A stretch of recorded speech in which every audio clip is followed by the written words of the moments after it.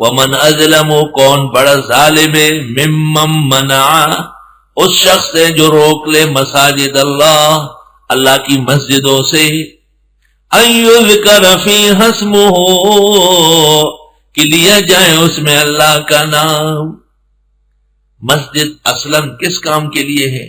مساجدنا لذکر اللہ والصلاۃ والتلاوہ.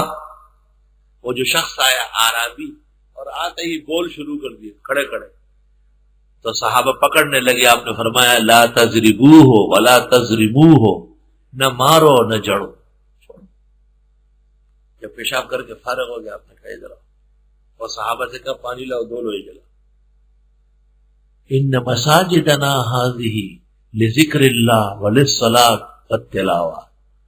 ہماری مسجد میں تو ذکر تلاوت اور نماز ہوتی ہے، یہاں پر تو پیشاب کی اجازت نہیں. تو وہ رو پڑا، اس نے کہا ما رأیت معلما خیرا منہ، آپ سے بہتر سمجھانے والا نہیں دیکھا.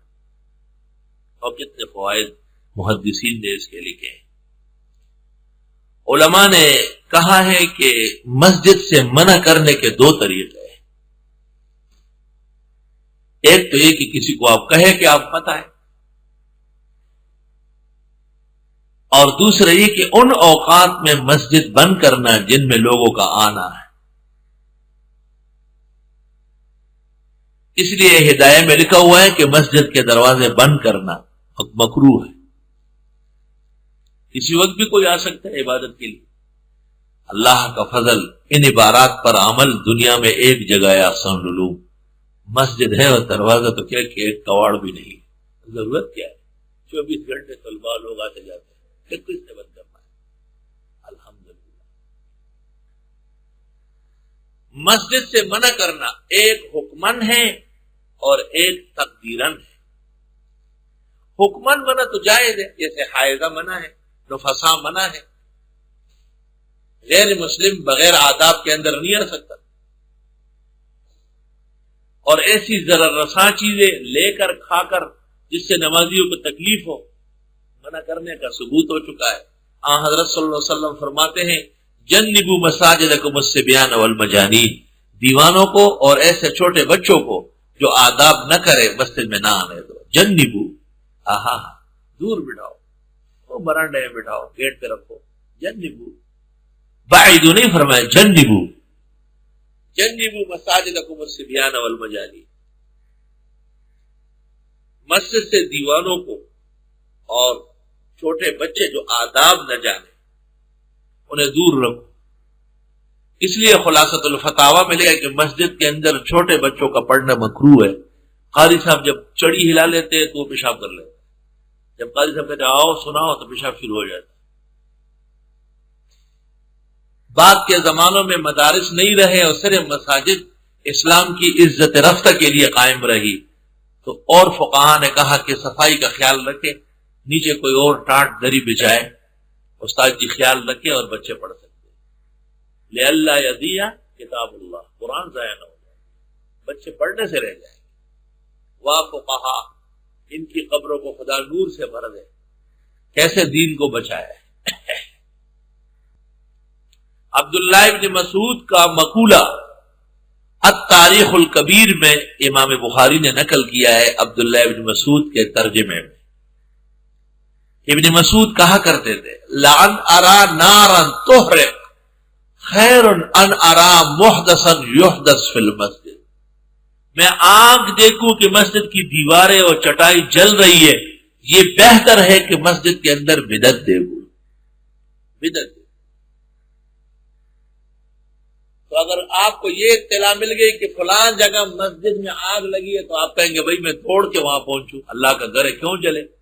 لیکن آپ کو پتہ چلے کہ سامنے ایک مسجد کے اندر صبح و شام بدعت ہو رہی ہے تو آپ کہتے ہیں خیر ہے، وہ تو بدعتیوں کی مسجد ہے. آپ نے پہلے فیصلہ کیا کہ وہ مسجد اللہ نہیں ہے، بدعتی ہوگی. کیوں؟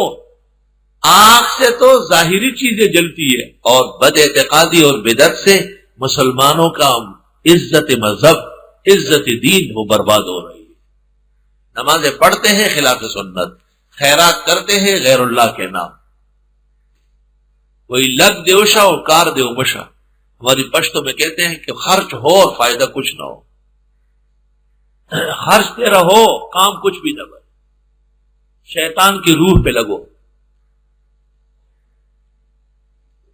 بخاری شریف، فتح مکہ، مسلم، تمام معتبرات میں یہ حدیث اس طرح موجود ہے۔ جب آپ نے ابو بکر صدیق حضرت علی کو کہا، ابو بکر صدیق کو کہا کہ جاؤ اور اعلان کرو مسجد الحرام میں، اللہ یطوفن بعد العام میں مشرکون ولا یطوفن بالبیت عریان، آئندہ یہاں طواف کرنے کے لیے مشرک نہ آئے اور نہ کوئی ننگ ہو کر کے طواف کر سکتا ہے۔ میں نے آج تک جو طرق حدیث تتبع کیا ہے، جتنا سامان حدیث کا میرے پاس ہے، امید ہے پاکستان کی کسی ایک جگہ میں اتنی کتابیں نہیں ہوگی جتنا اکیلے ایک جگہ ہے ہمارے پاس۔ تو یہ حدیث انہی الفاظ کے ساتھ ہے کہ لا یطوفن بالبیت مشرک مقدم ہے، اور لا یطوفن بالبیت عریان یہ مؤخر ہے۔ مشرک یہاں طواف کرنے نہ آئے اور ننگا ہو کر کوئی طواف نہ کرے۔ غور کرو، ننگا ہونا کتنا کبھی ہے، لیکن اس کو بعد میں اور مشرک کی ممانعت پہلے آ گئی ہے، کیونکہ اس میں اعتقادی خباثت ہے۔ ننگے کا تو علاج ہو جائے گا، آپ نے چادر پھینک دی، لپیٹ دی، ختم، لیکن مشرک کا کیا علاج ہوگا؟ اس کے تو باطن کے اندر خباثت بھری ہوئی ہے، اور وہ خدا کے ساتھ غیب میں، تصرف میں، علم میں، لوگوں کو نفع ضرر پہنچانے میں خدا کے اپنوں کو شریک سمجھتا ہے۔ اس کو کیسے پاک کریں گے؟ زمزم سے دھلائیں گے تو بھی زمزم ناپاک ہو جائے گا اور وہ پاک نہیں ہوگا۔ کتا نہلانے سے پاک ہوتا ہے کیا؟ نجاست اور بڑھ جائے گی۔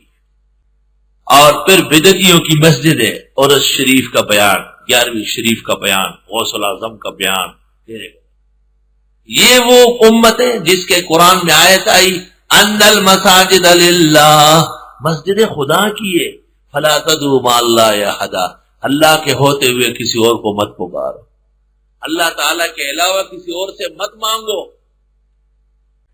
ومن اظلم ممن منع مساجد اللہ، کون بڑا ظالم ہے اس سے جو منع کرتا ہے اللہ کی مسجدوں سے، ان یذکر فیہا اسمہ، کہ لیا جائے اس میں اس کا نام، وسعی فی خرابہا، اور کوشش کرتے ہیں مسجد کو نقصان پہنچانے کی، اولئک ما کان لہم ان یدخلوہا، یہ وہ لوگ ہیں کی اجازت نہیں ہے ان کو کہ داخل ہو جائے مسجد میں، الا خائفین،